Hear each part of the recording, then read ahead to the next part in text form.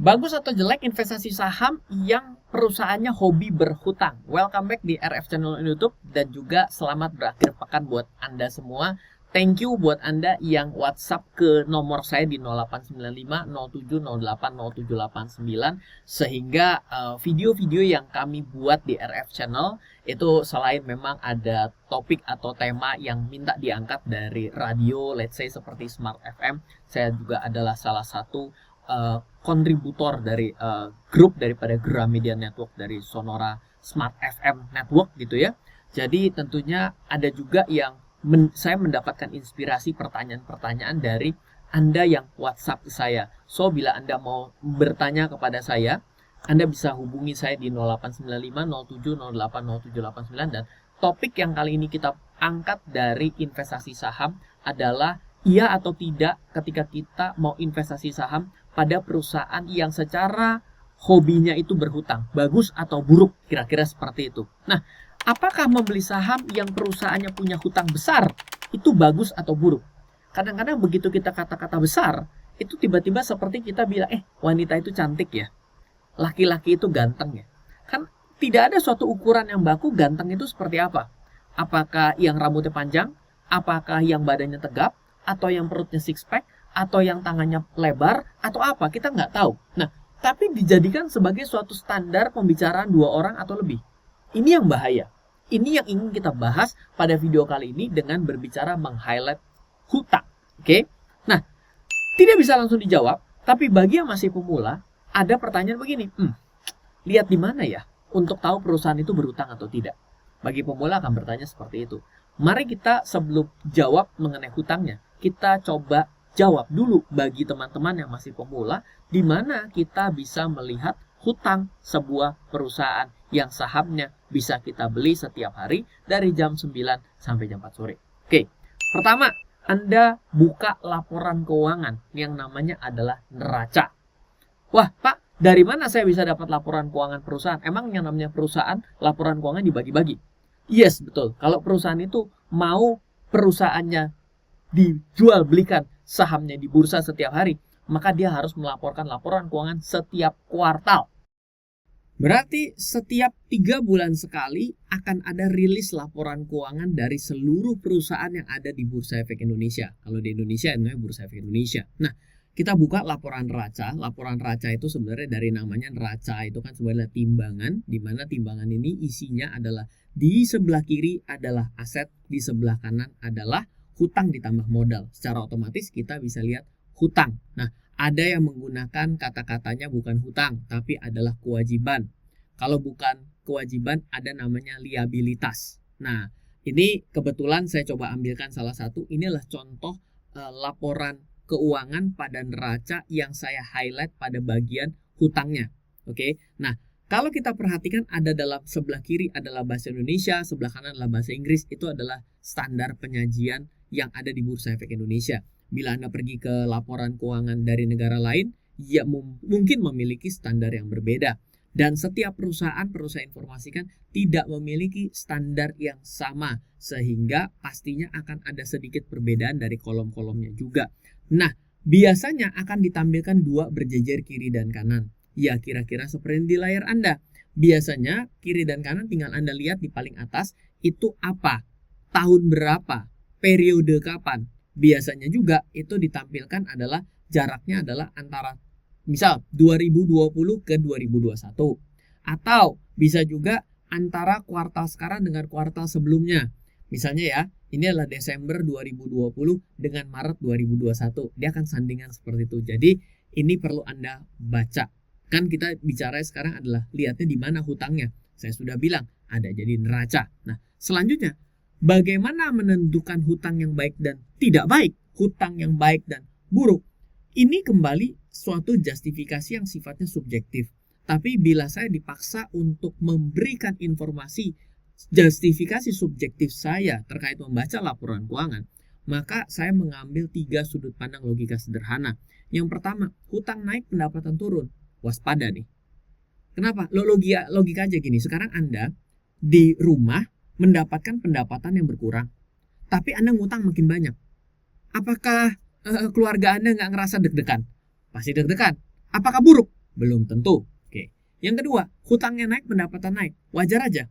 Terbukti tuh banyak orang yang pada saat ini kalau misalnya punya pendapatannya naik, dia ngutang lebih banyak. Kenapa? Karena kemampuan membayar lebih tinggi. Berarti hutang menjadi suatu hal yang wajar. Ya yang bagus tentunya lah pendapatannya tinggi, hutangnya nol. Ya tapi nggak mungkin perusahaan itu tanpa hutang. Oke. Hutang naik, pendapatan turun, rugi pula. Nah ini alertnya kuadrat. Jadi hati-hati gitu. Jadi 2 kali hati-hati. Hutangnya naik, pendapatan turun, rugi pula. Berarti kan kalau yang namanya rugi, pasti akan ngabisin modal dong. Betul nggak? Anda punya uang 100.000, pendapatan selanjutnya 500.000. Ternyata Anda harus setiap kali melakukan transaksi, Anda bukannya menambah uang, malah mengurangi uang, terus ngutang pula. Ya berarti kan tambah hati-hati, bener nggak? Ya, jadi semoga ini menjadi suatu guidance awal yang kita menggunakan logik, di mana ini tidak ada ukuran yang bakunya. Oke? Nah, contoh yang alert. Ini ada satu perusahaan di mana pendapatan tahun 2020-nya turun. Anda bisa lihat pendapatannya turun dari mana. Yaitu coba Anda perhatikan dari income statement. Ini warna ungu adalah revenue. Ini kalau ditanya, Pak, chart ini dapat dari mana? Ini saya ambilkan dari RTI Business yang ada di Android. Lalu revenue-nya ini mengalami penurunan. Dia naik dari 2016. So far so good ya, sampai 2019 pandemi boom, 2020-nya mengalami penurunan. Secara logika berarti mengalami pendapatan yang mengalami bukan pertambahan, pertumbuhan, tapi malah penurunan kinerja. Oke, dan keuntungannya mengalami penurunan. Keuntungan Anda bisa lihat dari net income, di mana ini juga turun. Lalu hutangnya naik itu Anda juga bisa lihat dari 2019 ke 2020, lihat di liabilitiesnya naik, yang warna merah. Oke, nah lalu Anda bandingkan juga bagaimana perjalanannya di 2021. Tapi di 2021 kita nampaknya harus lebih hati-hati. Kenapa? Dari data yang saya berikan sampai dengan Juni 2021, maka bila ini kita setahunkan atau dalam bahasa laporan keuangan di annualize-kan, yaitu adalah kalau baru semester 2, kita kan masih ada setengah babak permainan sampai dengan akhir tahun. Berarti kita akan kalikan 2. Kalau kita kalikan 2, maka sepertinya juga tidak bisa achieve 2 kalinya sampai lebih tinggi daripada 2020. Berarti kemungkinan pendapatannya juga turun. Hutangnya naik terus. Hutangnya sudah naik terus. Orang belum selesai babak permainan aja ini sudah lebih tinggi dari 2020. Maka ketika sampai dengan akhir tahun mungkin juga lebih tinggi lagi. Lalu labanya. Labanya itu ada di sini, net income. Net income-nya juga sepertinya turun drastis juga kalau kita lihat dari grafik. Ini berarti Anda mesti waspada akan investasi di saham ini. Boleh dong seperti itu? Oke. Tapi kadang kita tidak bisa cuma lihat grafik seperti itu. Karena grafik adalah sesuatu yang dilihat tanpa angka. Apakah mungkin kita bisa teliti sekali dengan sangat detail membaca grafik? Mungkin kalau angkanya kita keluarkan. Tapi kan akan sangat sulit. Oleh karena itulah biasanya Anda mesti deep dive melihat laporan keuangan seperti yang saya tampilkan di sini. Hanya sederhana pendapatan, laba, dan hutang. Oke, contoh yang pertama saya melihat 2019 ke 2020. Ternyata benar ya bahwa pendapatannya mengalami penurunan 8%, laba atau ruginya juga turun. Tetap laba tapi tidak tumbuh tapi turun 14%. Di mana hutangnya nambah 3%. So far kecil sekali hutangnya untuk bertambah 3%. Tapi tetap saja nggak berita bagus. Kenapa? Karena pertumbuhan hutang disusul dengan penurunan pertumbuhan pendapatan. Pendapatannya bukan tumbuh tapi penurunan pertumbuhan. Nah, lalu kalau kita lihat dari 2020 ke 2021, di 2021 kan kita baru sampai kuartal kedua. Kuartal kedua itu bulan Juni. Kalau kita kalikan 2 berarti menjadi 1 tahun buku, yaitu menjadi dikalikan 2 berarti annualize kan menjadi 2021, maka saya kalikan 2 dari yang ada di semester 1. Berarti dikalikan 2 semua. Ternyata kalau saya bandingkan antara 2020 dengan 2020 dengan 2020-nya, lagi-lagi pendapatannya turun 8%, turunnya sih stabil sama-sama 8%. Tapi yang menarik adalah labanya mengalami penurunan 32%. Lalu hutangnya tambah 144%. Di bagian pendapatan turun, logik kita bilang masih masuk akal. Lalu labanya turun semakin besar, itu juga bukan suatu berita yang bagus. Setuju dong? Lalu, Pak, Anda bilang gini, loh Pak, kan ini belum tentu yang kita kalikan 2 benar-benar terjadi seperti itu. Betul. Oleh karena itu ketika Anda nggak suka dikali-kalikan 2 karena ini adalah suatu asumsi, ya Anda tunggu sampai akhir 2021, sampai bulan Maret 2022, Anda baru lihat lagi. Tapi kadang-kadang kita kan perlu mengasumsikan dong. Betul nggak? Kan setengah babak itu kan bisa kita lihat. Pertandingan 45 menit pertama. Oh, yang tim A jelek. Ada kemungkinan sih untuk pertandingan babak kedua tim A jadi bagus. Betul, saya sependapat hal itu. Kalau Anda tidak suka mengasumsi dari pertandingan yang sudah terjadi, ya sudah Anda nonton sampai pertandingan selesai. Baru Anda bilang, oh iya memang benar tim A jelek. Silakan. Oke, ini adalah subjektif. Tapi kita mesti bisa untuk menganalisa. Kan tujuan kita kan investasi itu menganalisa. Kalau udah kejadian Anda nggak akan dapat apa-apa, betul nggak? Investor itu menganalisa kemungkinan akan terjadi kemudian dan diambil celah potensinya. Sehingga Anda mendapatkan keuntungan. Kalau Anda sudah yang terjadi, semua nggak ada gunanya, betul nggak? Nah, jadi kita lanjutkan lagi. Bagaimana dengan hutang yang 144% ini? Ini menjadi sesuatu yang sangat wow, benar nggak? Nah, inilah kita bicara bahwa kita kadang-kadang harus deep dive juga terhadap laporan keuangan. Saya contohkan, ini adalah perusahaan S Hardware. Yang tadi kita bicara dari tadi dulu adalah contoh perusahaan S Hardware. Namun kita juga perlu lihat lebih jauh ke dalam hutangnya. Tadi kan kita sudah lihat nih hutangnya kok mengalami kenaikan yang besar.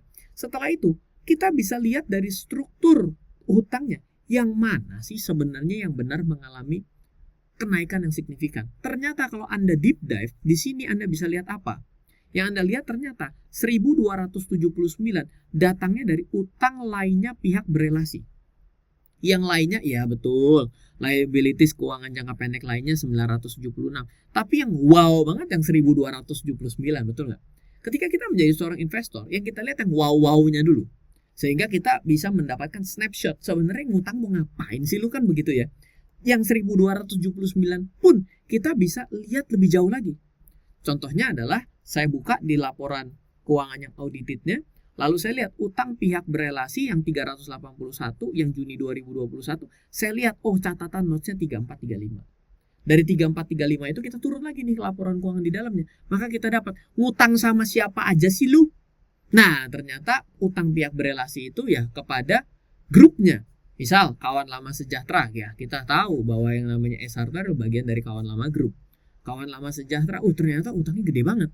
Nah, dari sini sebenarnya kita bisa bilang, apakah ini menjadi sesuatu yang berbahaya?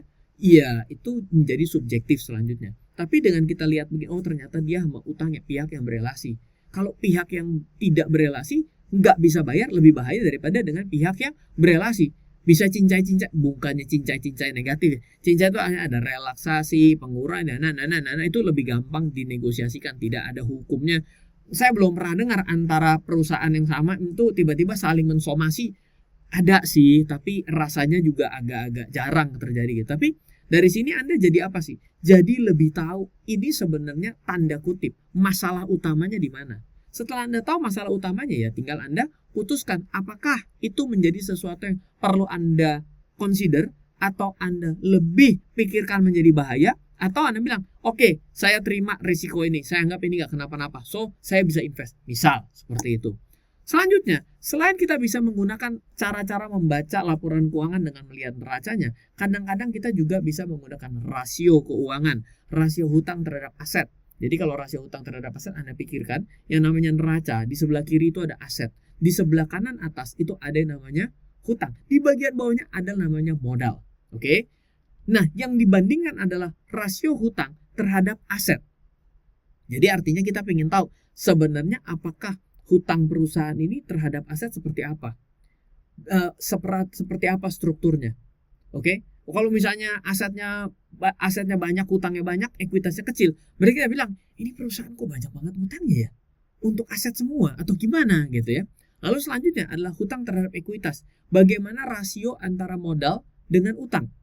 Misalnya contohnya yang ekstrim, kalau bank itu hutangnya lebih besar daripada ekuitasnya. Nah, kalau di dalam perusahaan biasa, kadang-kadang itu tidak sesuatu yang dianggap oke. Kenapa? Lah terus kalau nanti kamu bangkrut gimana? Ekuitasnya gimana nih? Orang ekuitas kamu lebih kecil daripada daripada hutang kamu. Berarti hutang mau dibayar pakai apa? Ucapan terima kasih dan ucapan maaf. Bisa seperti itu ya.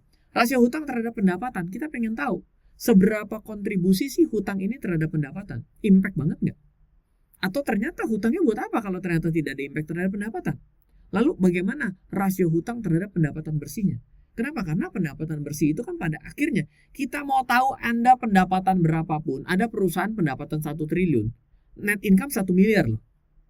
Kok ada yang mau jalannya? Oh, ada banyak, jangan khawatir, tenang aja, memang ada nature bisnisnya dalam bisnis Konsepnya kayak begitu. Jadi tidak bisa dikatakan salah juga.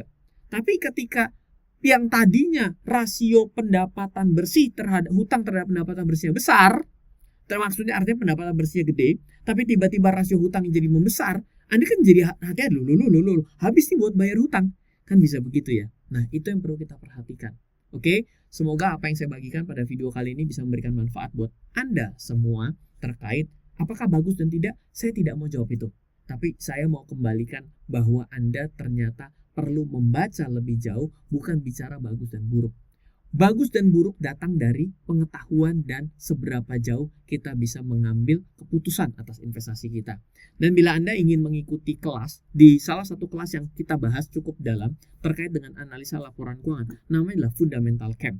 Anda belajar selama 2 hari bersama saya. Anda bisa hubungi tim saya di 0852 882 6187. Anda bukan hanya belajar dari saya, juga belajar dari tim saya. Kita akan belajar bagaimana cara membaca laporan keuangan dengan gampang. Dan yang kedua, pada akhirnya kita valuasi perusahaan itu nilainya sebenarnya berapa. Kita menggunakan pendekatan valuasi, ada 6 metode valuasi yang kita bahas pada Fundamental Camp. Semoga selalu bermanfaat. Silakan bagikan video ini agar bermanfaat bagi orang lain. Bukan hanya ikut-ikut pendapat saya, kayaknya kok gitu kan. Bukan begitu cara menganalisa yang baik dan benar, tapi kita memiliki suatu cara sendiri, bukan ngikutin orang juga. Silakan Anda hubungi tim saya sekali lagi di 0852 882 6187. Sampai ketemu pada video selanjutnya. Semoga selalu bermanfaat. Dari saya Ryan Filbert, salam investasi untuk Indonesia. Halo, terima kasih sudah menyaksikan video di RF Channel on YouTube.